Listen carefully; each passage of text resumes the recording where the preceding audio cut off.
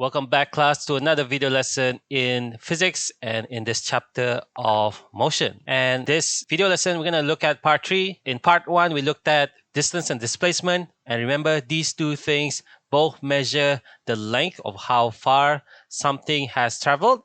Distance is basically how much ground the object has covered, whereas displacement is basically the change in position of the object. Now, these two are a bit different. Distance is a scalar, whereas displacement is a vector.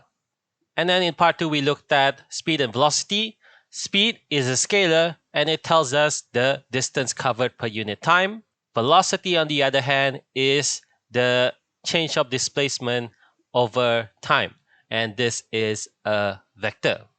And also, if you remember the two things that we talked about, constant speed and constant velocity, these two are a bit different. When something has constant speed, that means the speed is unchanging. It's the same speed at all time. Constant velocity, on the other hand, means that both its speed and its direction is unchanged. So velocity, because it's a vector, we need to think about its direction. So not only the speed has to be constant or unchanged for velocity, its direction must also be unchanged. That means it has to go in a straight line. So a straight line means it's basically in one direction only. Today, we're going to talk about acceleration. So what is acceleration? Imagine yourself driving. If a driver wants to go fast, he steps on the pedal or the accelerator pedal, and the speed of the car increases. If the driver releases the pedal, the speed of the car decreases. So acceleration tells you how much this speed increases and how much this speed decreases. Okay, so if the speed of the car increasing, then we say the car is accelerating. Now, acceleration is a vector, so you need to think about direction when you are talking about acceleration. So acceleration occurs when the speed of a moving body is changing or the direction of a moving object changes even if the speed is constant. Okay, so if the direction of a car is changing, that means the car is also accelerating. So it's not just about the speed changing. If the direction is also changing, then the object we say is accelerating or has acceleration.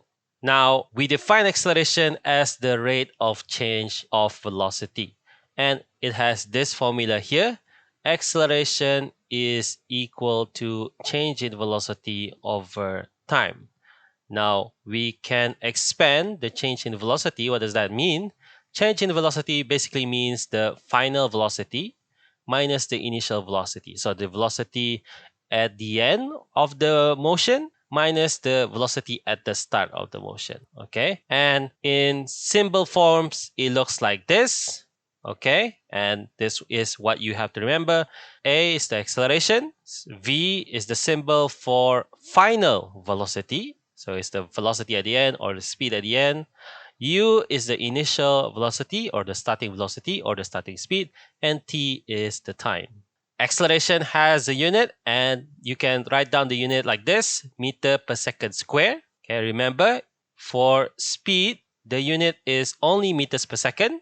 But for acceleration, you add a square above the s, above the second. So it's meter per second square, or you can also write down meter second to the power minus 2. So these two are just different ways of writing meter per second square. And this is the unit for acceleration. Let's do example 6. So you have two cars here. A Nissan GTR R35 can go from 0 kilometers per hour to 100 kilometers per hour in 2.7 seconds. A Porsche 911 GT3 can go from 0 kilometers per hour to 100 kilometers per hour in 3.5 seconds. Now we want to find the acceleration of both cars in meters per second. Now you can see the unit is in kilometer per hour. We just need to change 100 kilometer per hour to meter per second, and that's 27.8 meters per second. Let's divide our working space here. The left is for the Nissan car, and the left is for the Porsche car. Okay, now we want to find the acceleration. What's the unit for acceleration? It is this one here. Let's find the acceleration for the Nissan first. What's the final speed? The final speed is 100 kilometers per hour, and that's equivalent to 27.8 meters per second. So we're going to use the in meters per second minus the initial speed or initial velocity, and that's 0. So we'll just write down 0. And the time it takes for it to do that is 2.7 seconds. And you calculate and you get an answer 10.2962963 ... Okay. So in physics, whenever you have a long answer like this, when you have an answer with a lot of decimal places, you just simplify everything or round off everything to 3 significant figure. In 3 significant figure, this is 10.3 meters per second square. So don't forget about the unit. Always write down the unit in physics. Now let's calculate for Porsche. We're going to use the same formula. The final speed is the same, 27.8. The initial speed u is also the same, 0, but the time is different. The time is 3.5 seconds. So let's calculate the answer. And the answer for this one, it's also a long answer, but I'll simplify it to 3 significant figure. So it's going to be 7.94 meters per second square. And let's just write down 3 significant figure here to let everyone know that it's actually a long answer, but we rounded it off to 3 significant figure.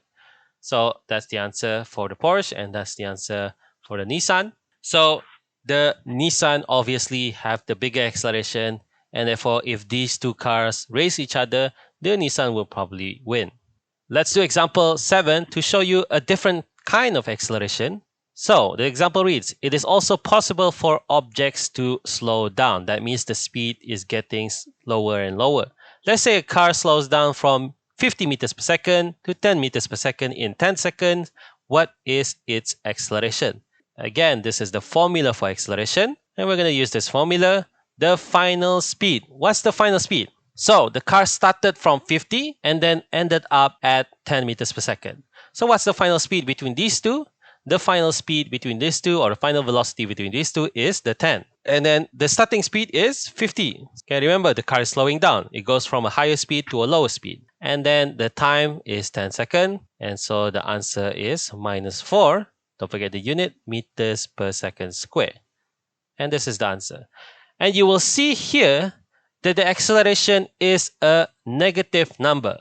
So whenever the acceleration is a negative number, that means the object is slowing down. So number 7 here, if the acceleration is a negative number, then it means that the object is slowing down. Number 8, slowing down is also known as negative acceleration. So if the acceleration is positive, the object is speeding up. If the acceleration is negative, the object is slowing down, or otherwise known as the deceleration or retardation.